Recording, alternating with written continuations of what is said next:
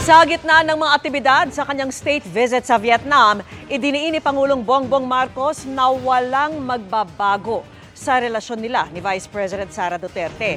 Nagsalita na rin ang Pangulo ukol sa mainit na usapin ng People's Initiative. At nakatutok live si Ivan Mayrina. Ivan. Vicky, wala raw nagbabago sa relasyon ni Pangulong Bongbong Marcos at ni Vice President Sara Duterte. Ito ang sinabi ng Pangulo sa kabila ng maanghang na banat na binitiwan ng ama ni VP Sara na si dating Pangulong Rodrigo Duterte. It's exactly the same because she hasn't said anything of that nature. And wala naman siyang sinasabi na ganyang klase. So, hindi naman nagbabago. At kaugnay niyan, wala raw balak palitan ng Pangulo si VP Sara bilang Education Secretary. At nananatili rin daw buhay ang tambalan nilang unit team na nagpanalo sa kanila sa pinakamatataas sa pwesto sa bansa.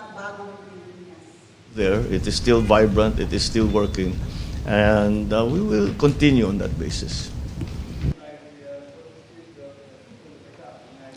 Sa issue naman, Vicky, ng charter change, sinabi ng Pangulo na nakikipag-ugnayan siya sa liderato ng Senado at Kamara para maresolba ang banggaan nila tungkol sa People's Initiative.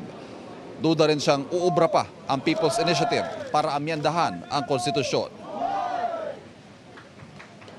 I don't know if that is still one of the options. It is the usual conflict between the House and the Senate in the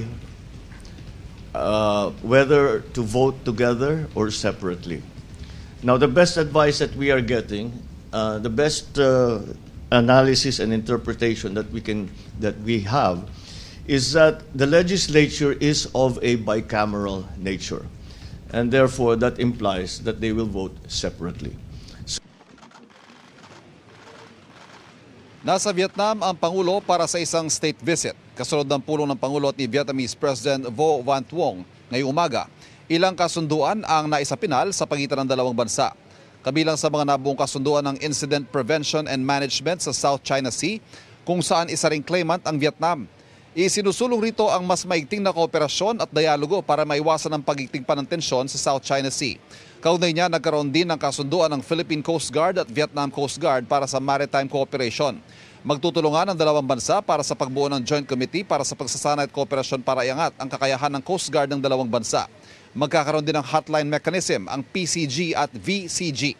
Samantala, bilang hakbang naman sa food security, nabuo rin ang kasunduan para sa Rice Trade Cooperation na magbibigay daan sa patuloy at stable na supply ng bigas para sa Pilipinas. Sa ilalim nito, nangako ang Vietnam na magsusupply ng 1.5 hanggang 2 million metric tons ng bigas kada taon sa abot kayang presyo. Samantala, Vicky, dadalo lamang ang Pangulo sa isang state banquet.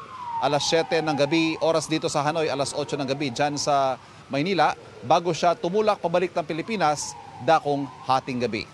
At yan ang latest live mula sa Hanoi, Vietnam. Para sa GMA Integrated News, Ivan Mayrina, nakatutok, 24 oras. Balik sa iyo, Vicky. Maraming salamat sa iyo, Ivan Mayrina.